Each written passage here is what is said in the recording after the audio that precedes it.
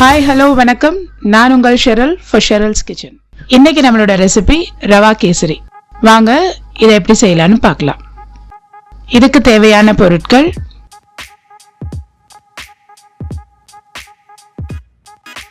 இதுக்கு முதல்ல ஒரு பேன் எடுத்து அடுப்பில் வச்சுப்போம்.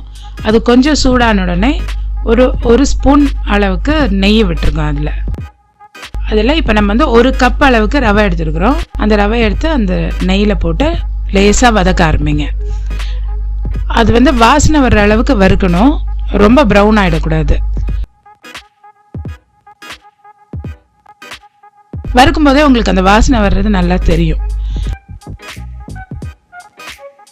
இப்போ எந்த கப்பில் நம்ம ரவை எடுத்துருக்குறோமோ அதே கப்பில் ஒரு கப் அளவுக்கு தண்ணி எடுத்துப்போம். அதை இப்போ அந்த ரவையோட சேர்த்துக்கலாம். அடுப்பை சிம்ல வச்சுட்டு நீங்கள் அதை கிண்டிகிட்டே இருக்கணும். அது நல்லா கொதிச்சு வரும்போது இப்படி இருக்கும் அது பார்க்கறதுக்கு.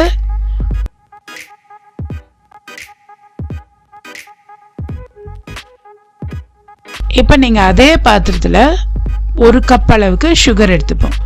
இது நார்மலாக இது ஸ்வீட் இருக்கும். உங்களுக்கு இன்னும் கொஞ்சம் வேண்டான்னு நினைக்கிறவங்க கம்மி பண்ணிக்கலாம், வேணுங்கிறவங்க ஒரு 1/4 கப் கூட சேர்த்துக்கலாம். இதோட போட்டு நல்லா மிக்ஸ் பண்ணிக்கோங்க. கொஞ்சம் கொஞ்சமாக ஆட் பண்ணிக்கோங்க.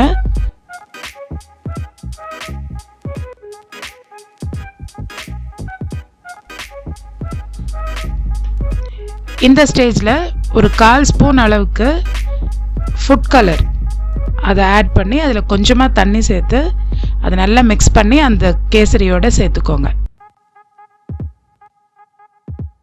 நல்லா மிக்ஸ் பண்ணணும். இந்த கலர் எல்லா ரவையிலையும் மிக்ஸ் ஆகிற அளவுக்கு மிக்ஸ் பண்ணணும். இப்போது இந்த ரவையும் சுகரும் அந்த கலரும் சேர்ந்து நல்லா பாயில் ஆகிடுச்சு. அதை தனியாக எடுத்து வச்சுப்போம். இப்போ ஒரு சின்ன தவாவில் இந்த கேசரிக்கு எந்த அளவுக்கு நெய் வேணுமோ அந்த அளவுக்கு நெய்யை ஆட் பண்ணிக்கோங்க. அதில் உடச்சி வச்சுருக்கிற முந்திரியை ஆட் பண்ணிக்கோங்க. அது லேசாக ப்ரௌன் ஆகணும். இப்போ பாருங்கள், இந்த கலருக்கு வந்ததுக்கப்புறம் இதை எடுத்து அந்த கேசரியில் ஆட் பண்ணிக்கோங்க. முந்திரியை மட்டும் ஆட் பண்ணுங்கள், அந்த நெய் அதிலே இருக்கட்டும். இப்போ திரும்ப அந்த நெய்யில் கையளவுக்கு காஞ்ச திராட்சையை ஆட் பண்ணிக்கிறோம். அதுவும் நல்ல புஷ்ஷுன்னு பலூன் மாதிரி வரும்போது அதையே எடுத்து இந்த கேசரியோட இப்போ இந்த நெய்யோடு சேர்த்து போட்டுடலாம்.